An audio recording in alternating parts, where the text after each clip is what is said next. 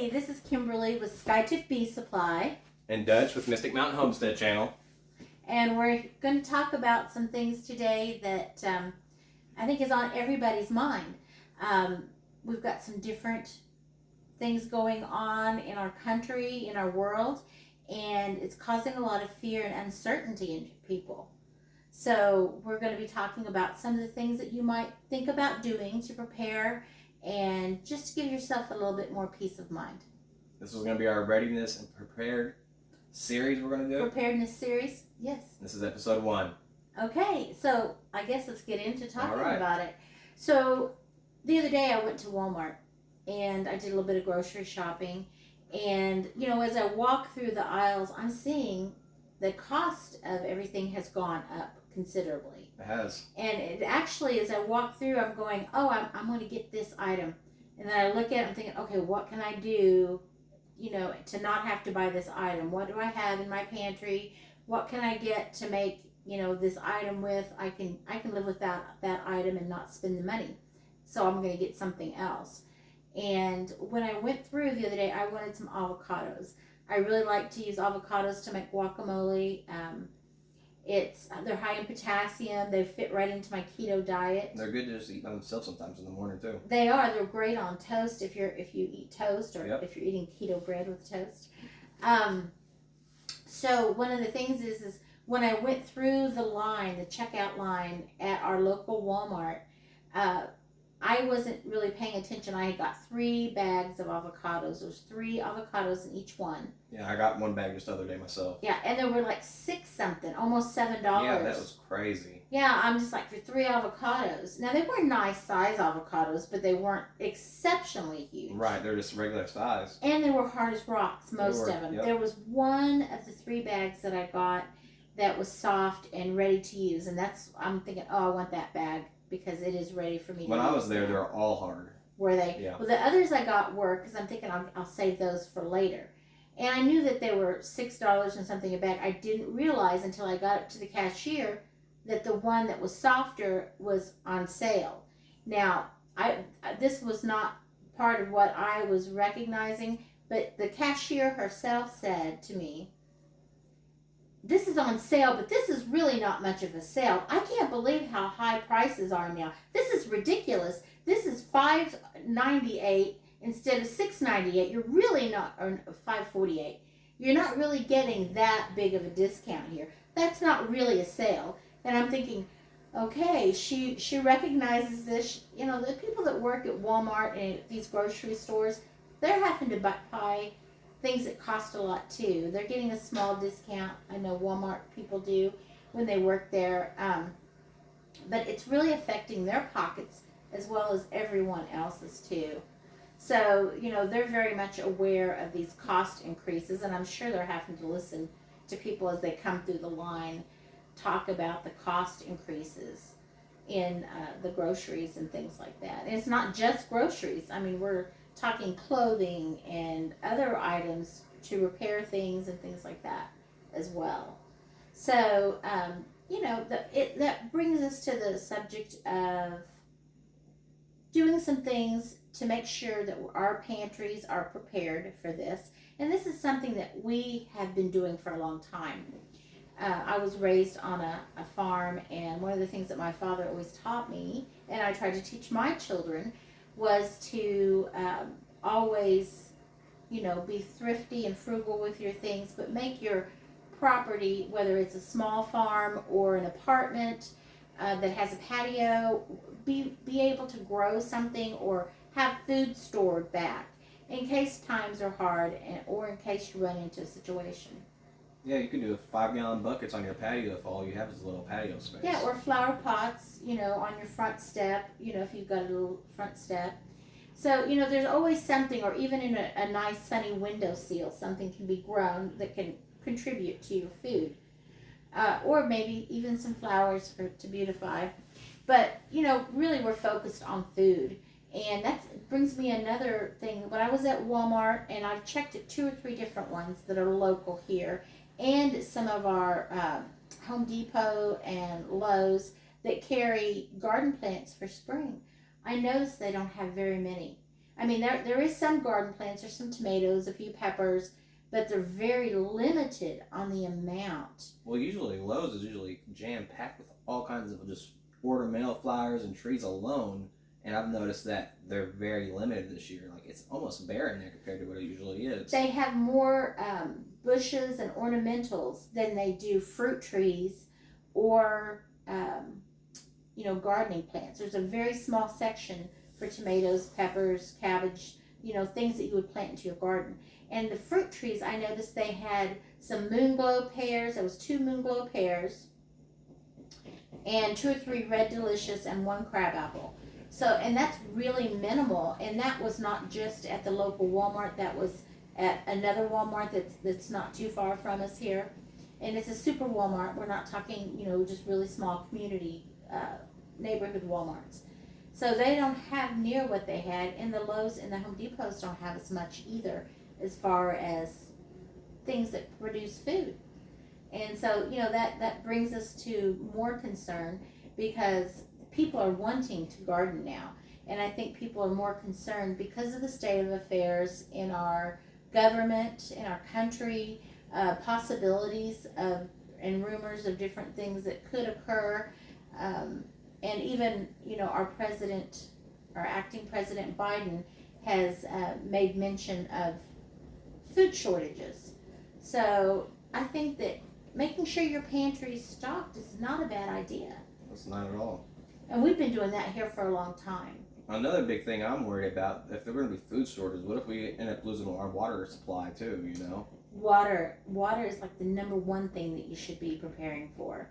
Because water, you can go without for no more than 3 days. You can go without food for a much longer period of time if you were in such a situation. I'm not saying that we would be there, but it's always good to be prepared with water. And I think having a good filtration system is a great idea.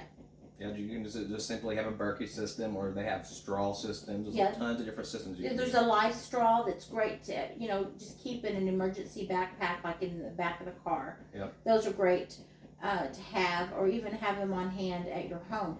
And in a situation, you could use that LifeStraw for water.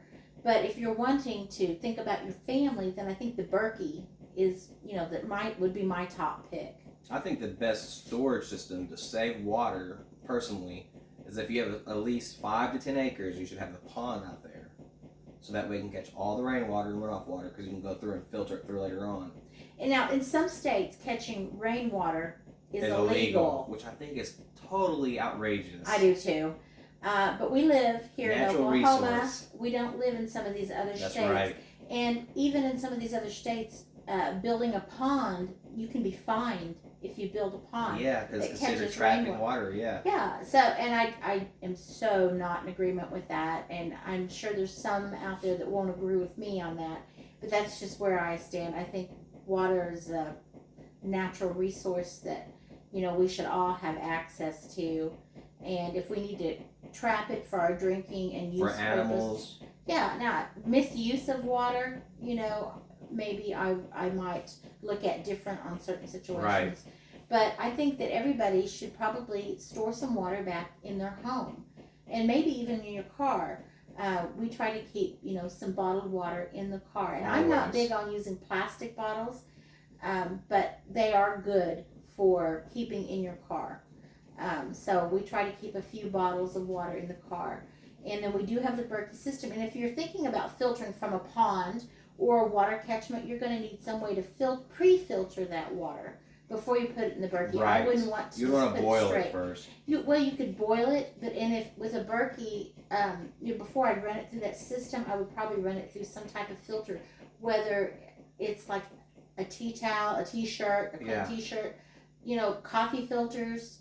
That would be a good way to do that. Sheets would work if you didn't have anything else. else. It would. I mean, in an emergency situation, that would be a great way to filter water. And then when you start doing research into filtering water, there's also, the use of charcoal and sand and building a layering system in like a 5-gallon bucket with holes that would drain out. So it would filter any large debris and a lot of the, things and you could out probably of it. build like a pump system where you have like a hand pump where you have a charcoal system bucket, 5-gallon bucket already made up. or it pumps it straight out of the pond, so it's charcoal filtered right there. Yes, something like that would work. We might do a video on that. That would not be a bad thing to do a video on. But I think that, for now, what people need to know is, you could store water back. If you have bought bottled water in like quart or half-gallon jugs, those, as long as they're kept clean, they can be refilled with water. And you can add a couple drops of chlorine bleach to those and put the lid on tight and store them in a cool, dark place. And you've got emergency water stored back in your home. And that's one of the things that we like to do. We use some of the alkaline water that's in the half-gallon or gallon jugs. And as those empty up, I just fill them with water straight from the Berkey. Now, I can add a couple drops of bleach into those. And I sometimes do, or sometimes I just stored them and put them, in a dark, cool place. And if I need them, they're there. As long as they don't freeze or anything like that, I don't have to worry about them breaking. And I usually leave about this much headspace at the top that of way the if it jug. does expand. Yeah, if it was to expand, it would be a little bit extra room there. I don't want any water leakages or water messes. But water is such an important thing to think about, to have clean drinking water. A few years ago, we had a flood, and you never know the situation that you could be faced with. There was some flooding in 2017 here in Oklahoma, and up north there was a lot of flooding where whole farms and places were underwater, and the water was all contaminated that was running off.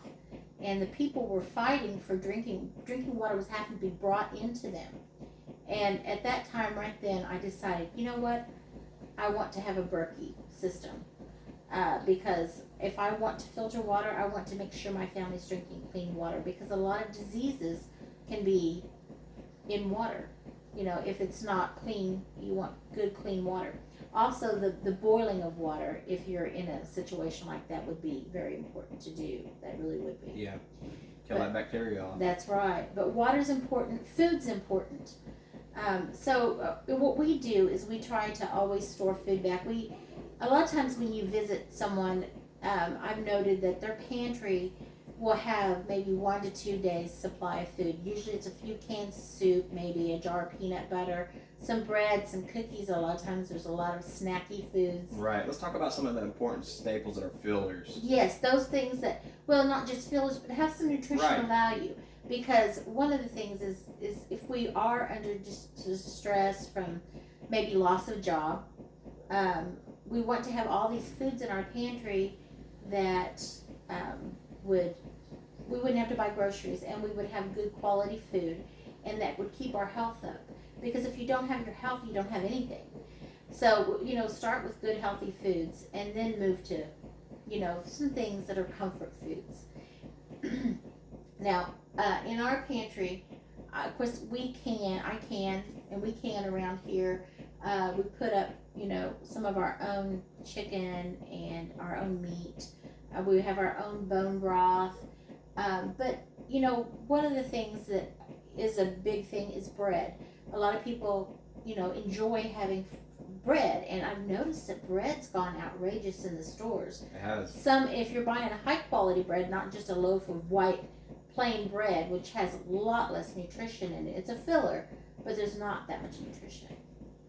I always get 100% wheat myself. Yeah, I try, if I'm buying bread, and I do buy sandwich bread because sometimes it's just convenient to buy. Right.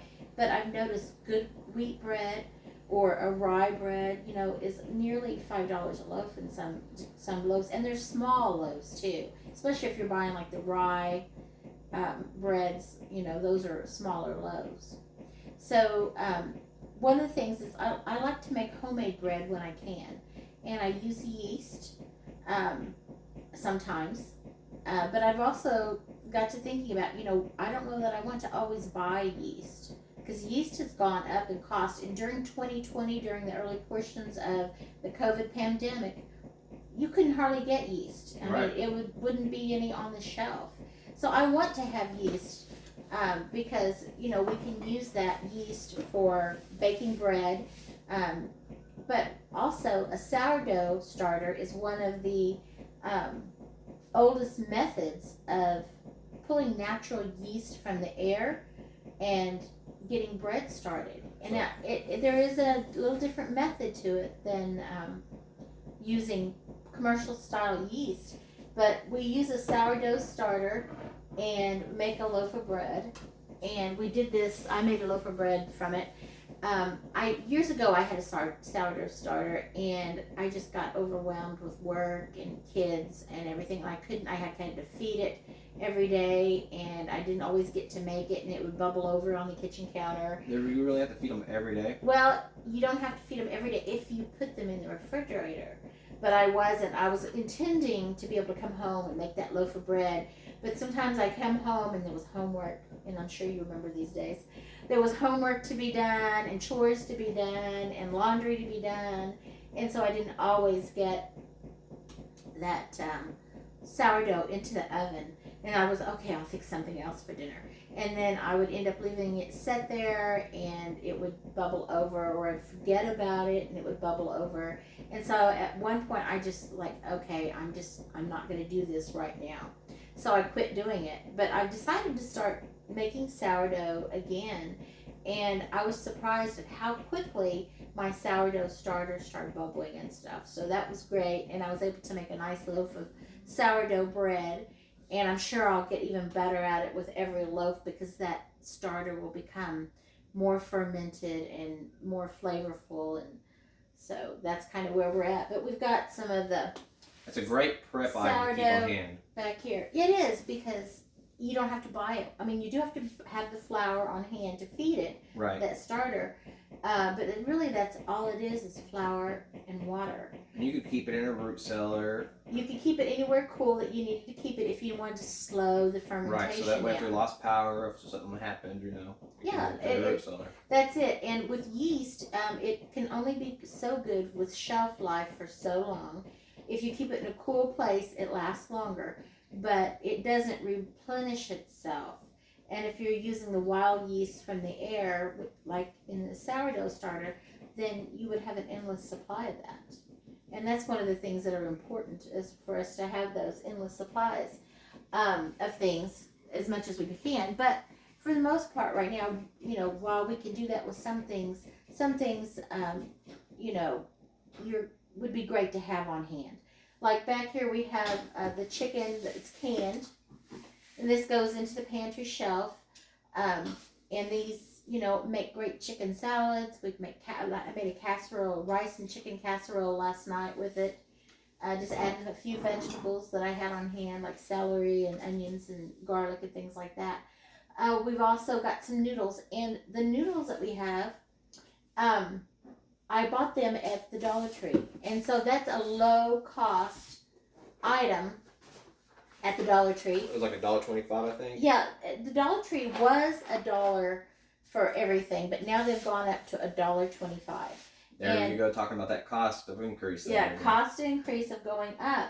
But I like buying my noodles there, and I will make a special trip over to the Dollar Tree to buy noodles and just a few things that I buy there. I do watch it, because some of the containers are smaller and you're not getting as good a deal as what you think you're getting. But you can't get these at Walmart, you're saying, isn't that right? Well, our local Walmart has not had this style of noodle here lately. This is the rotini. And so they haven't had this style of noodle. Matter of fact, the pasta aisle has been pretty minimal. So I will make a trip over there, and I will buy these boxes. And there's 20 ounces in that box, which I was pleased with, because even at Walmart, when you do buy the box or the bag of rotini noodles there, they're either 12 ounces for like 2 something, or if you're lucky, you can get them for a pound for 2 something. So that was a really good buy for $1.25 to get 20 ounces. And I try not to leave them in the boxes when I get them home too long. I take everything and I put it into glass jars and store it in glass jars. And I do that because of pantry moths. Right. I don't want pantry moths to get started if they were on the cardboard or something. And also, if I put them into the jars, they don't take on the taste of plastic if they're in plastic bags. And a lot of food will lose its quality very quickly because of the plastic containers that it's in. All right, everybody. This is Dutch at the Mystic Mountain Homestead, and this is Kimberly with Skiatook Bee Supply. Yes. Take a second to smash that thumbs up button, and that's it until next time. Bye.